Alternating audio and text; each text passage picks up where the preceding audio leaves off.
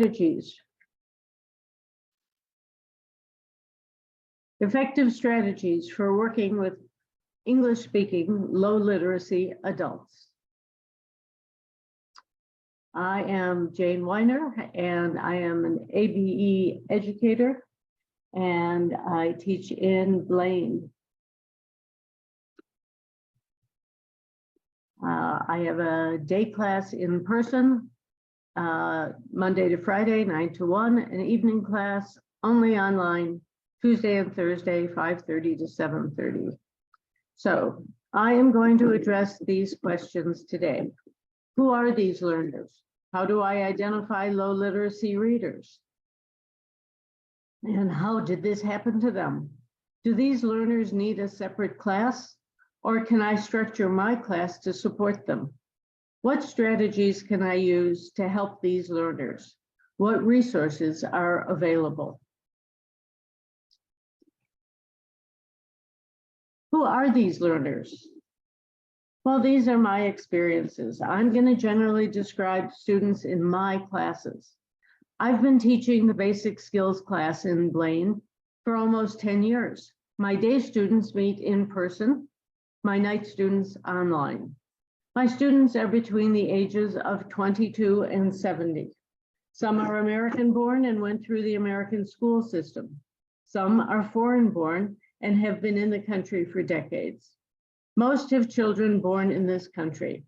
They all speak English and read at less than a 4th grade level. Some struggle to put letters together. While most can read some words, because they seldom read, they have limited vocabularies and limited writing skills. While we learn basic grammar and comprehension techniques in my class, I primarily teach decoding skills, the sounds and letter patterns that form words.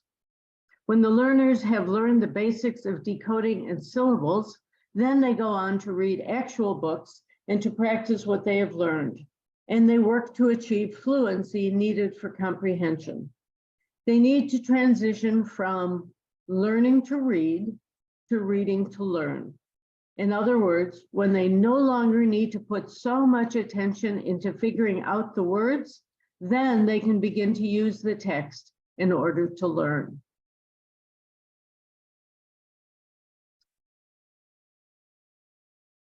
How many low literacy people do you think live in Minnesota? Please answer in the chat.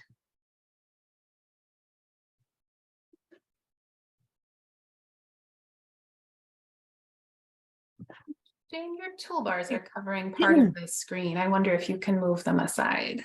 Yep. Well, I had moved it down, but I can move it back up. Okay, have participant. Okay. So Jane, so far, Jane, in the chat, people have shared 450,000, 20,000, 500,000, 650,000, too many. 749,000, 333,000. So ranging between 10,000 to 700,000. Yes. Okay. So Minnesota's population is estimated to be 5.7 million people. And there's an estimate that 13.1% have an illiteracy rate or low literacy.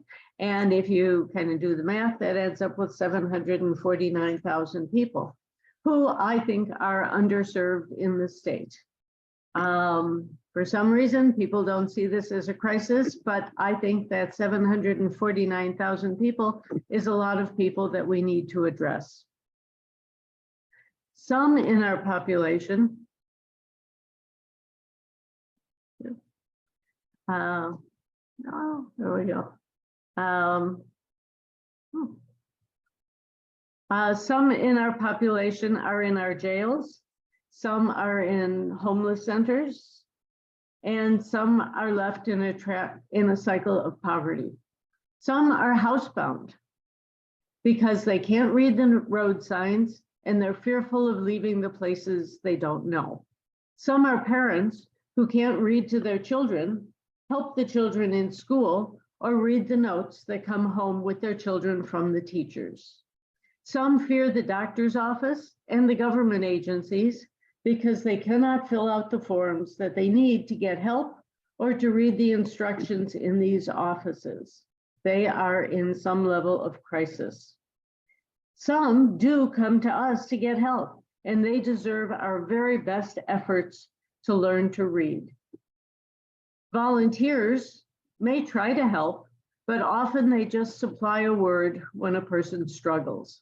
This is a short-term solution that does not address the basic problem of not having learned how to decode English so that they can read, spell, and write independently. So how does this happen to learners? Well, schools have been struggling to teach reading to all their students for many years. In 1955, there was a book called Why Johnny Can't Read that became a bestseller. But the New York Times had an article just last week called Kids Can't Read. So the schools are trying to address the problem, but so far, not to the effect of teaching all the children how to read. Some schools have changed their reading curriculum many times over the years to the detriment of the non-reading students. Some schools have turned away from phonics-based teaching, even though these programs are evidence-based and have brain science behind them. So phonics-based and decoding, pretty much the same thing. Some of our adult learners went to schools that did not provide the best education. They may have been given an IEP, an individualized education plan, or put in special ed if they could not read.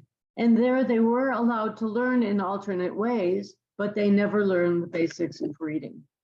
Some moved often in their youth, and they missed out on a continuous education. Many adult students with reading difficulties have some degree of dyslexia.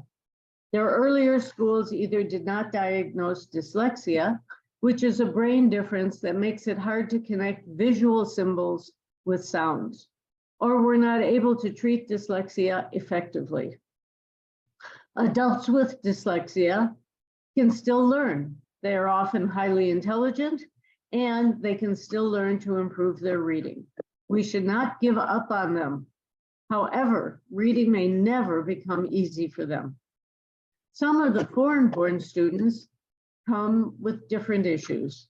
They come from war-torn countries where neither the men nor the women got an education. Some of the women come from countries that did not value educating women. Some come from countries where only the well-to-do could go to school because the schools were not free. How can you identify a low literacy reader in your class or program? The low literacy reader may currently be already in your classes. Some will have a low score on a CASAS or a TABE test. These tests conflate many different skills, but can be a good initial indicator. I determine the extent of their reading issues by listening to them read aloud and listening for the very common mistakes and clues. What are these mistakes? Some of the students have developed coping skills over the years to cover up or hide their reading difficulties. Not being able to read as an adult and also a child in our culture feels shameful for most. They may have memorized many words. This can seem to be reading, but if they have no strategies for figuring out a word that they have never seen before, they will not be able to read very well, and they may misread words and may think they need to memorize every word in the language. One strategy they may use to cover for not being able to read is to read the first letter, see the size of the word, and guess another word that starts the same or is about the same length. Another strategy is to use a context clue, not for the meaning, but for guessing. This can result in reading house as home.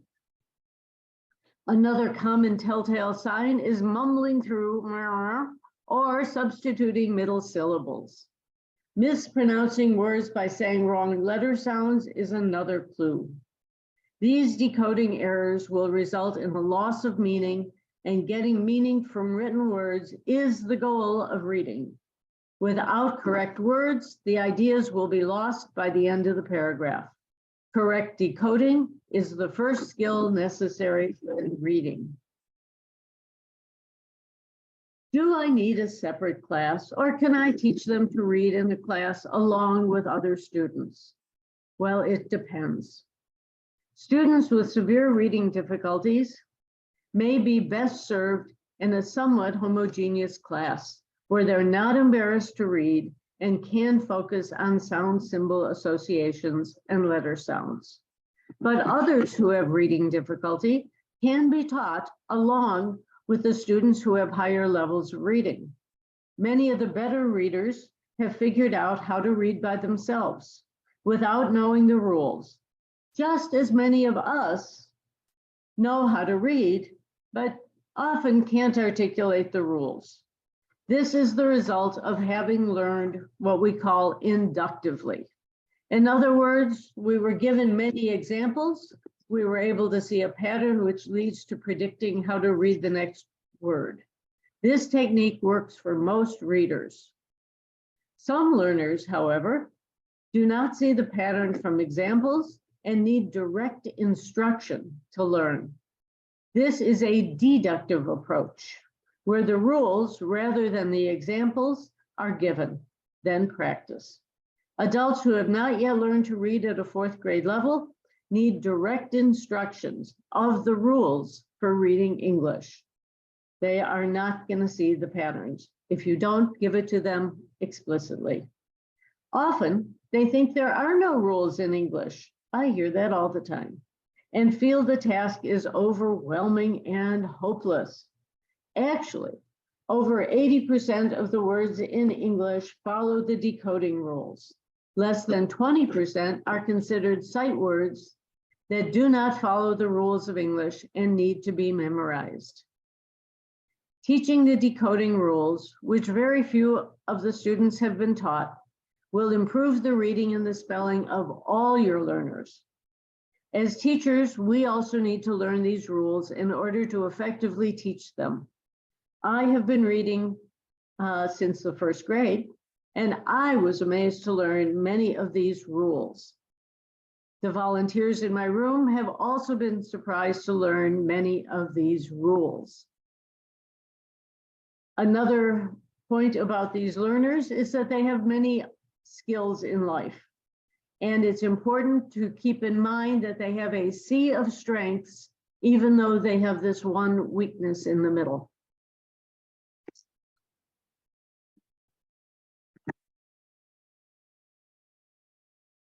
I use the Wilson Learning System.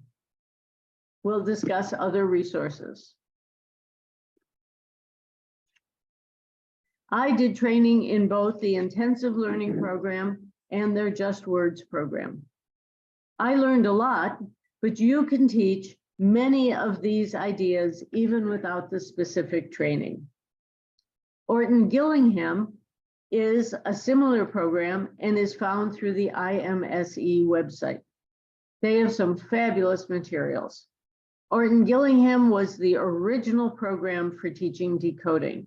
Wilson is a modification of the Orton Gillingham program. I like that Wilson was first designed for teaching adults and later adapted for children. I find some of the materials are less kid-oriented and more appropriate for adults.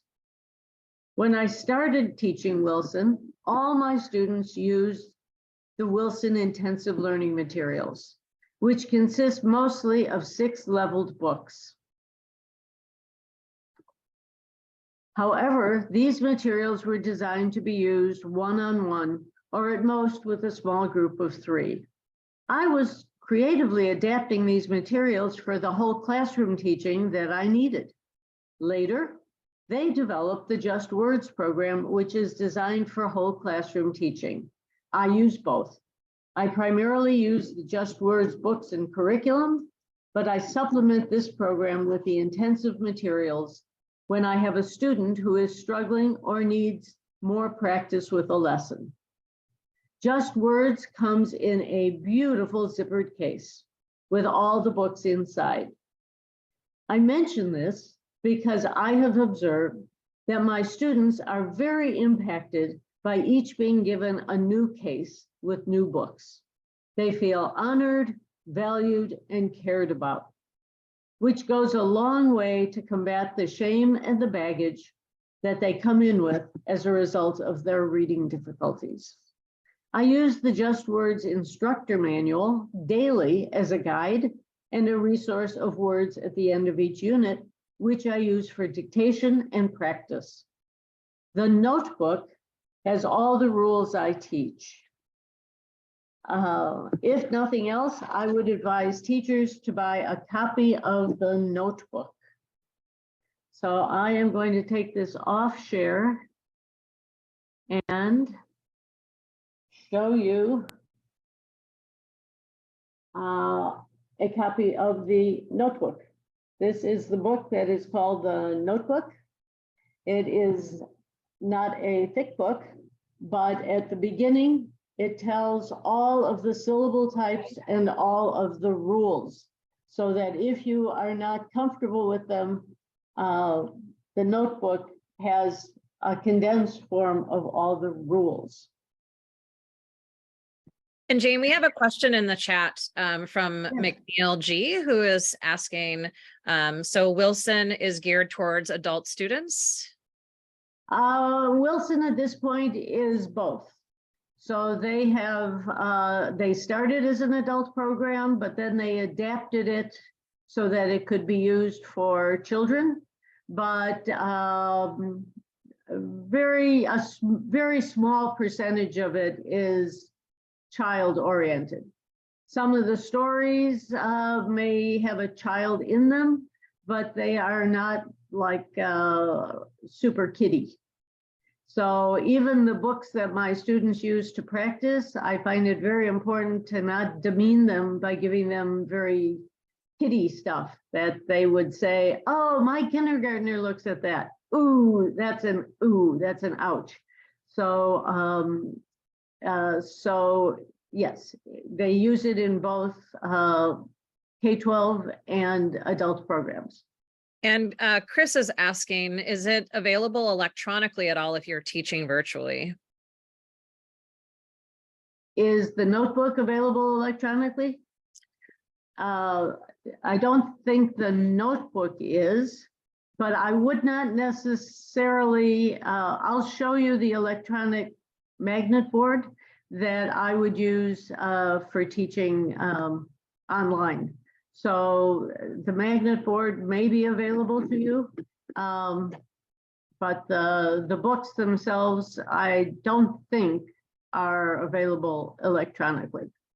So I have my online class, I have sent them a set of books, and then I refer them to pages in the book. So I don't necessarily show them the book, but I do assume that they all have a book, and I refer them to the book. Okay, did we have another question? No? Okay. All right, then I will go back to. Yes, go ahead, Jane. I will, in the chat, some people shared some electronic things, so I will confirm that in the chat with them. Okay, great. Okay, so so the first thing I check when I listen to a learner is if the learner knows the consonant sounds and can identify the vowel sounds. Also, if they know these terms, consonant and vowel. Some don't. Also, I want to be sure that they can go from sound to letter and from letter to sound. Of course, letters like C, G, S, and X have two sounds, and Y is only a consonant when it's the first letter in a syllable, in a word, actually. So even though we teach Y as a consonant, it's really a vowel much more often. It's only a consonant when it's the first letter in a word. Anywhere else in the word, it's a vowel. W also can be a vowel when it's part of a vowel team. 2 or 3 consonants together can be called digraphs if they produce one sound, or blends if you hear each letter sound. Let me show you the Wilson magnet board that can be used to illustrate how letters and letter groups can be combined to make words. Notice the color coding of consonants, vowels, etc. Physical boards can be purchased. So I am going to share the screen, hopefully with my magnet board. Okay. Okay.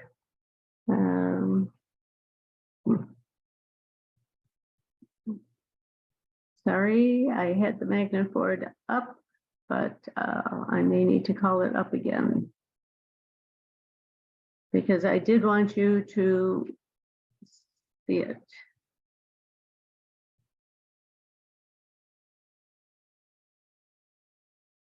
Right.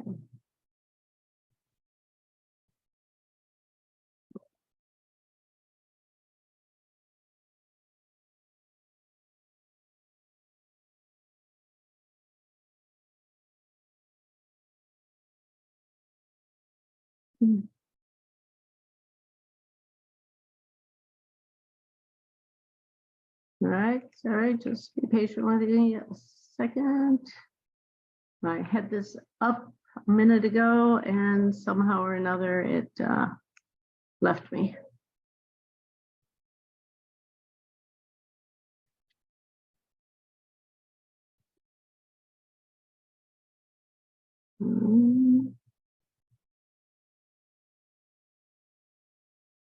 All right, well.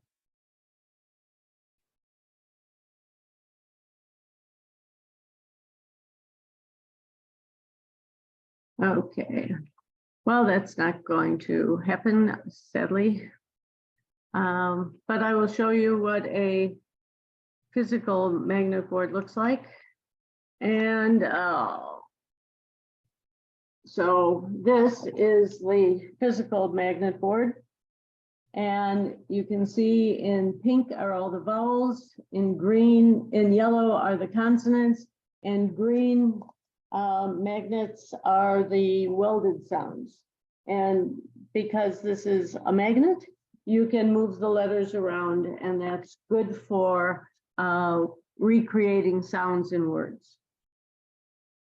All right.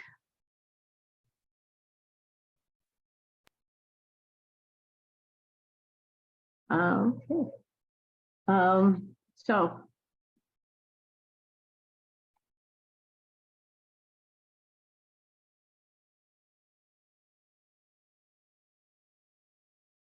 I tell them the rules, and I also teach what I call meta words to discuss parts of words. I feel strongly that teaching the meta words for patterns and chunks of letters helps the learner see the patterns and the chunks inside the words. It also gives me language so I can prompt them to figure out a word instead of telling them the word they're trying to read. This models a way that they can figure out a word they struggle with. For example, I may say that that's a digraph for SH, TH, CH, WH, CK, where 2 consonants have 1 sound, or think welded sound for patterns like ALL, the NKs, and the NGs. I want them to see and identify patterns and combinations within words. I know this works because I hear them using these terms when they're figuring out how to read a word. When beginning to read, the written word may look like markings on a page. When we see that letters correspond to sounds and patterns made by the letters, we can begin to read. Basically, decoding is both being able to pull apart words into component sounds and being able to combine the sounds into words. Vowel sounds should be taught mostly in the context of syllable types. The syllable types are closed, open, silent E. So the vowels could be short, long, R-controlled, and special vowel teams. How do you know when to use a short vowel sound or a long vowel sound? When you can identify the syllable type, then you know the vowel sound. For example, short vowel sounds are only used in closed syllables when you have a consonant afterwards. Otherwise, and are not used. They're only used in that one kind of syllable when you have a consonant after the vowel. So learning the keywords helps you to remember correct sounds. An example, if you could answer in the chat, when does a C sound like an S? What do you think is the rule for the C sound, the C letter sounding like an S? We all know C can sound like a K or an S. So when does it sound like an S?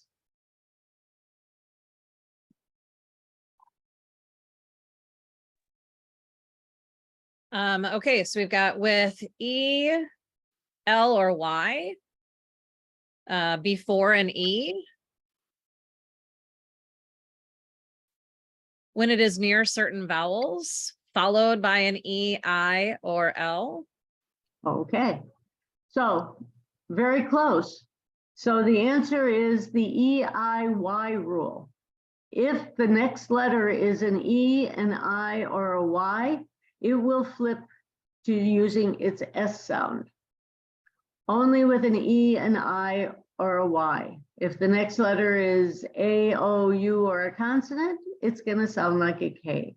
But if the E-I-Y rule comes after. So if you want a word that has a second letter I to have a K sound, you need not to use a C, but a K, like kitchen. You can't use a C because it would be sitchin. So you would switch to using a K, which is also a good spelling tool. Another absolutely vital building block for reading is the concept of the syllable. We do not read long words, actually. We read syllables. This reduces the fear of long words and allows readers to decode 3- and 4-syllable words. When they see a long word, they may be frightened and go, "Oh, I can't do that." But when they see that they're just different syllables, it gives them an approach to reading any length word.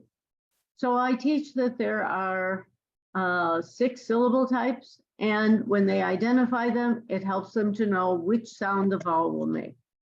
Short vowel sounds, as I said, are only used when a consonant follows the vowel.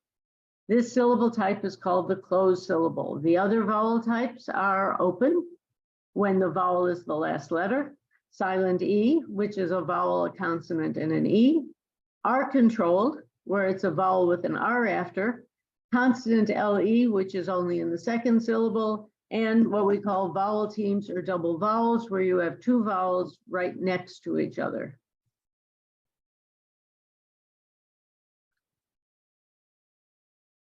When they learn a new concept or term, we practice it in many ways. Repetition is crucial.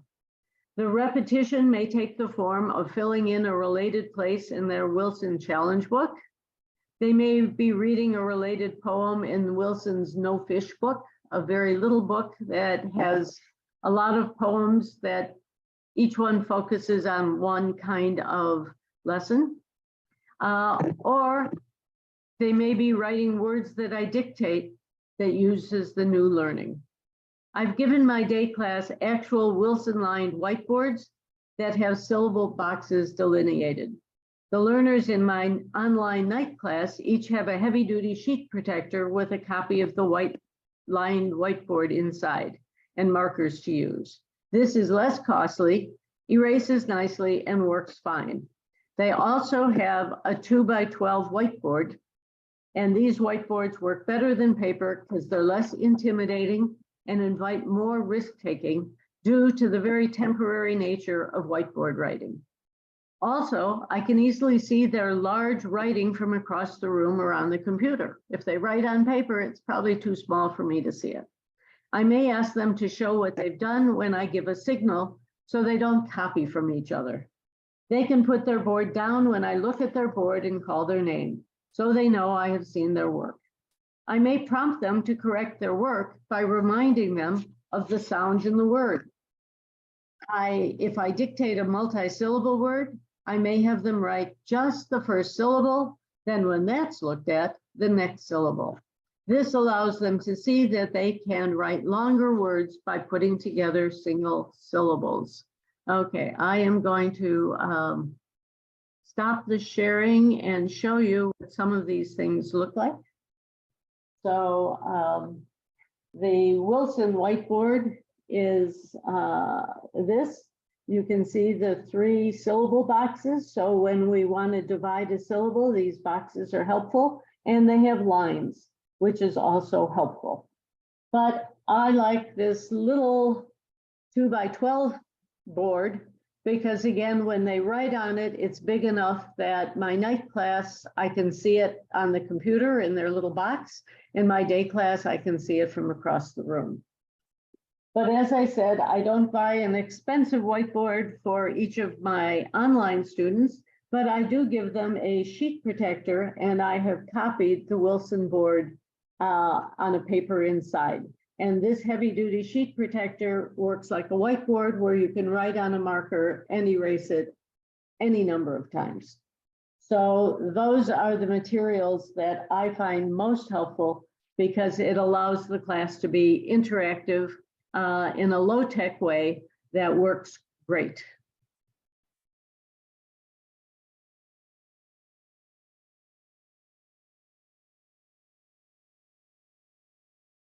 I use the resource page in the instructor manual. At the end of each unit, there's a list of words that goes with the lessons in that unit. And that gives me just lots and lots of words to dictate to them. And as I dictate the words, I emphasize the sounds. I also want to talk about tapping for a minute.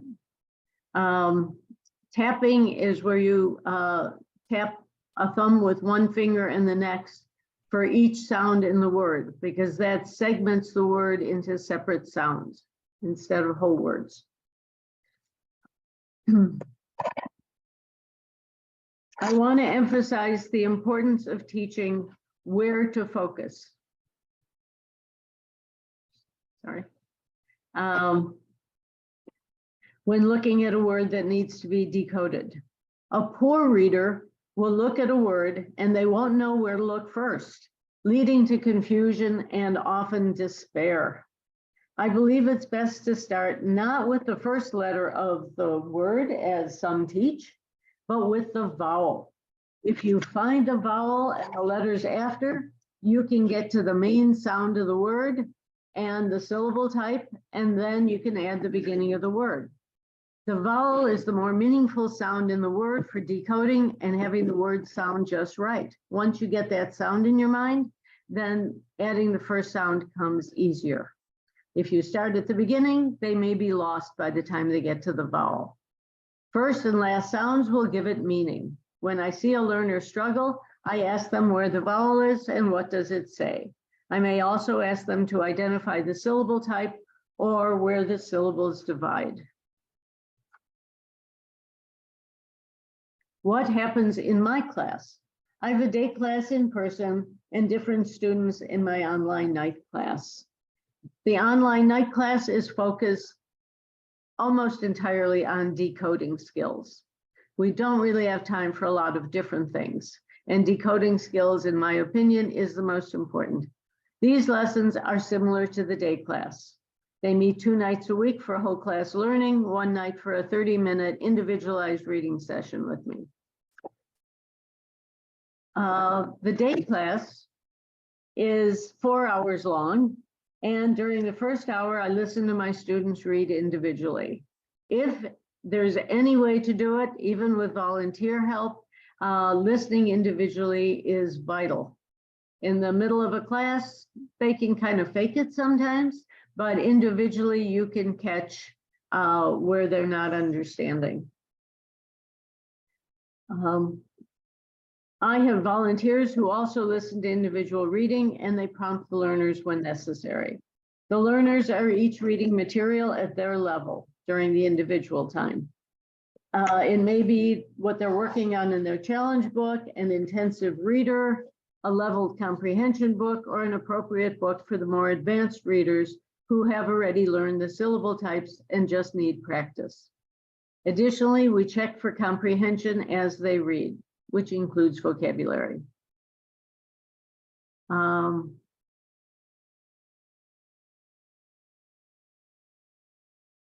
The next hour is when I teach decoding rules. Initially, I explain the new rule, the pattern, the chunk, or the idea.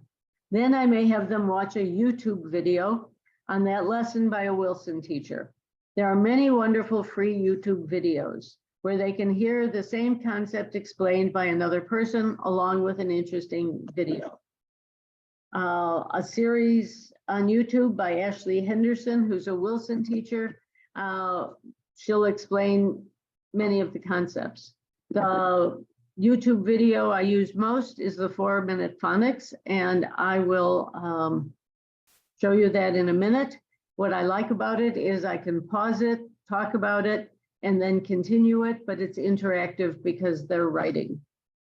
There's a Nessie series, and there's Wilson Foundation videos, and they're also good. We get a lot of practice using wordwall.net. This is not in YouTube, but in their community games sections, there are games that many teachers have already developed, so you don't have to develop your own lessons. They are compatible with all the decoding concepts. And in the search, just put in Wilson and the concept you're teaching, such as closed syllable or ing words. And in the word wall activities, you can do open the box, choose a number, random wheels. There's a lot of ways to mix up these words for practice, practice, practice. YouTube has tons of free materials created by teachers. Many of them are animated, and I'll show them if they are not childish.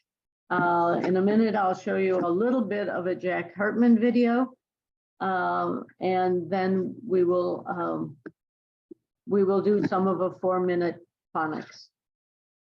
The other activity that I liked in the last hour of my class, I teach math, and patterns in math are definitely a crossover skill. In the last hour, I might do bingo, but I'd use bingobaker.com, where you can type in 24 words that they're working on, and Bingo Baker will put them into a bingo game. And so I just take 3 units of words at a time, make a bingo game. Then as we move on, I put in another 24 words. It's easy. News ELA has stories that are leveled. Readers Theater has stories that are leveled. There are a lot of places on the internet to get practice that is leveled. So what resources are available? I want to show you a lesson briefly with AI. Does anybody remember what we call 2 vowels together? And Jane, I'm just going to pop in here and let you know that you have, it's a 15-minute mark. So you have 15 minutes. Good. So we'll do a few minutes of 4-minute phonics, and we're good. Okay. Still leave a little time for some more questions. So in the chat, we have Rachel said vowel teams. Excellent. Double vowels and vowel teams. Sometimes they're called vowel diphthongs. All right. So 2 vowels together, usually called a vowel team or a double vowel. The advantage of teaching vowel teams is that sometimes my students separate the vowels, stick a consonant in the middle. They're not quite sure where to put the letters, but when we teach it as a vowel team, it teaches them to keep the two vowels together. So, all right.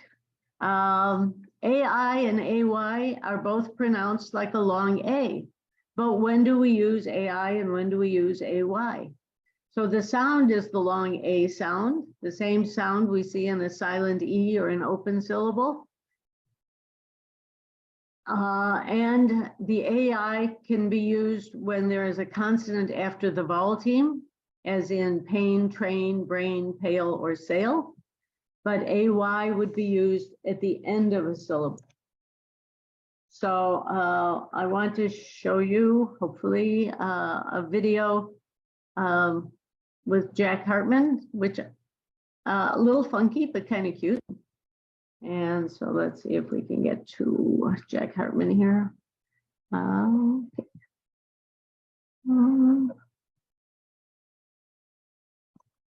That's spelling.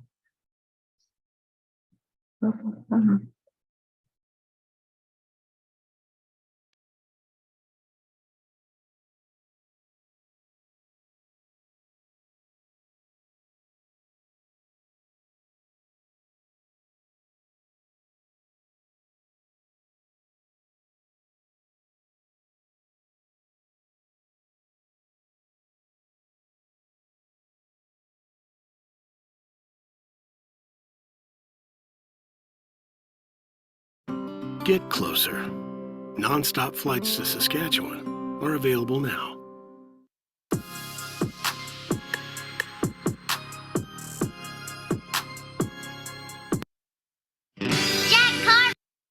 Okay. Okay, here we go.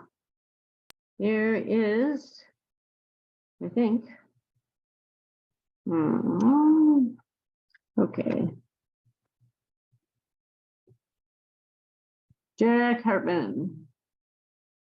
Kids Music Channel!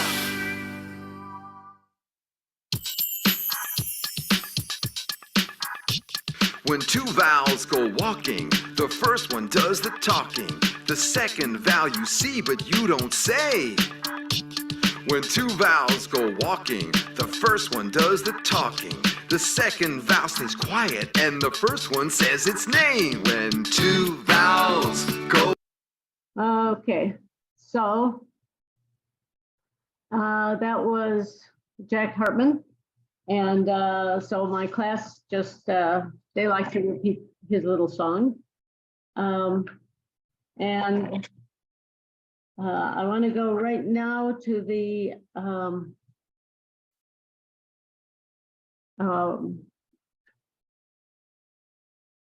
4-minute phonics video. So 4-minute phonics has a lot of different lessons, but I will show it to you quickly so you can see why I like it.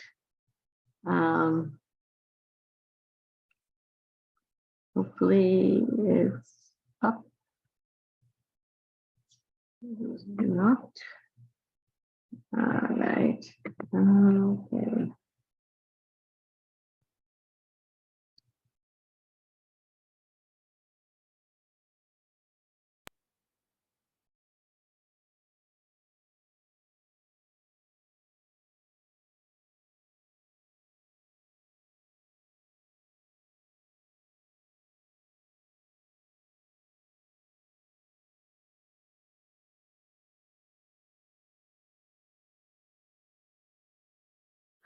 Welcome to 4-Minute Phonics.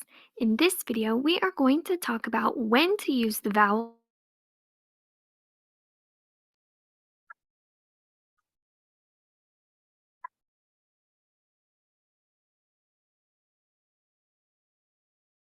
I when there is a consonant sound following the long A in a word or syllable. We use AY when there is not another letter or sound following the long A in a word or syllable. Basically, AI usually shows up in the middle and AY usually shows up at the end. You can see this Slow happen. captions. AI in the middle. I'm sorry, what? You need to turn the captions on for the video. I need to turn the captions on for the video. Subtitles? Just click the CC button. Okay. All right. Here we go. They doesn't have any sounds after the long A, so it needed AY at the end. Let's practice spelling words with the AI and AY vowel teams. Get your writing materials ready or be thinking of the letters you would need to use. We'll spell some together and then you'll practice on your own. Let's spell day. All right, so this is a point where I would stop the video. I would have them try on their boards to write day. And after they have shown me day, Let's say the sounds we hear. Ready? then I go D. back. A. First we heard D, so we need the letter D. Then we heard A, but which team will we use? There are no other sounds in this word after long A, so we'll use the team AY. This is how we spell day. So for each word, as she spells it, she pronounces each vowel sound, each letter sound in the word. And that reinforces the idea that a word is made up of the different letter sounds. So I think you have the idea of what this is about. I will stop sharing that and go.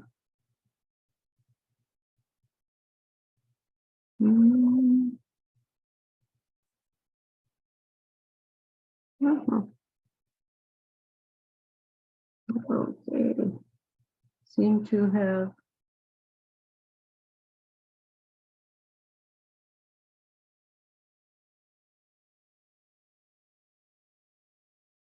Three.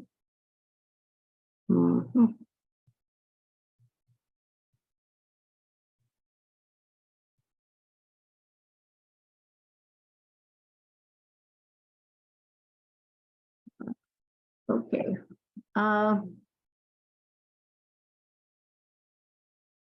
Okay, so once we have practiced the AI and the AY words, then I'm going to dictate some words that you could write. Paint, pay, trade, train, etc. And then word wall, I would highly suggest. Let's see. Okay. Here's what word wall looks like.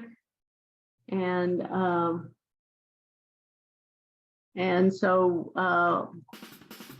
word wall, you can open the box, and they do love to count a box, and then they can practice reading the various words, and they just really like to pick a number, or you could view it in a wheel format and spin the wheel, and it just sort of animates practice.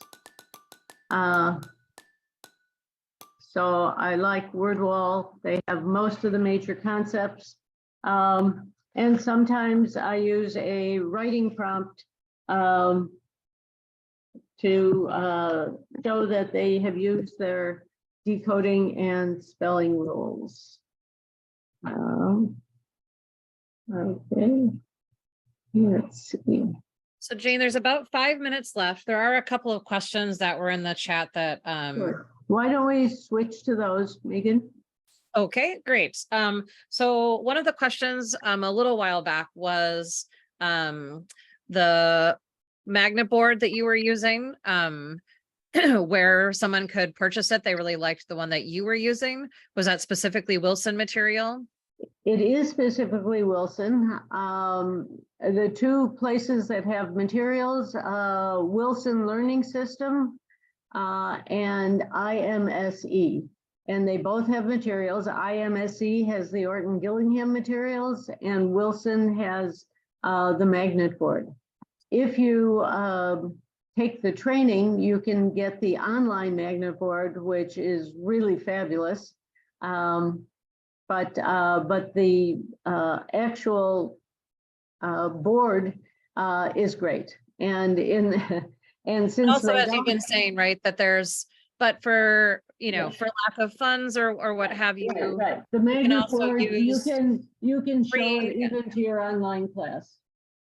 Yes. and if you've been following the chat, Chris has been dropping in a lot of wonderful resources that are either they have created or are free online. So that's another great way to get those things too. And WordWall is free, correct? Can you make a copy of the chat? Yes. Great. Okay, so we had another question about the structure of Wilson, and if someone is using Wilson, is it prescriptive? Does it give you the structure and the order in which you should teach things? Yes, the instructor manual has lesson plans. There are 14 units, and within each unit are lesson plans, and at the end of each unit are like lists of words and resources. So yes, I would buy the book if you really want the guide to how to approach all of the decoding. That's what I use daily, which is why my book looks like it's falling apart. And then briefly, I know that you were mainly focusing on your reading instruction today, but there were a couple of questions about what you use for numeracy. And I think it would be great if you shared a little bit about why you think numeracy is important, even for students at this level, and what you use with them. Yes. Okay. So I do not have a text that I use for numeracy. I kind of follow the basic ideas in CCRS. My favorite website is Super Teacher. I would say I do K-5 learning and Super Teacher. So most of my handouts are from those two sites. Super Teacher, again, I find not too terribly kid-like, but still a very simple reading level and goes through concepts. So I use Super Teacher the most, K-5 learning. There's a few other websites that are useful. I guess what I want to emphasize mostly is that there are some definite crossover skills, that learning where to focus in a problem. If it's a word problem, what did they tell you that you don't need to know? Similarly, when we're looking at words, what are the most important letters to look at? How do I separate important from not important? Patterns in math are a very definite crossover. So if you can do numbers that have jumps, 4, 8, 12, and ask them what's the jump, when they can see patterns in reading being, I see this cluster of letters and I know what that says, patterns in math, and also focus, that my students often will read the numbers, but they'll forget to read the plus and minus, they'll forget to read the equal, or they'll think they can cross over the equal. So those skills are also reading skills of being sure to notice the details. Anything else? No, I think at this point there's just a moment left. So if anybody has any other questions they want to quickly drop in the chat. This is my favorite thing to talk about. To me, it's almost a mission. I can't serve all 749,000, but the people in my room are at least a start to dealing with this huge problem of adult illiteracy. And so anything I can do to help, happy to do it. I dropped Jane's email in the chat. And since the slides are down, but feel free to reach out and contact with any questions. And thank you all for coming today. Thank you so much. I just want to thank Jane and Meagan for their work today. And I'm going to drop one more thing in the chat, and that is if you are someone who teaches reading and want to think and talk about reading professional development with us, we are accepting applications for the language and literacy advisory team. So I dropped a link to more information in the chat. With that, I will stop the recording. Okay, thank you.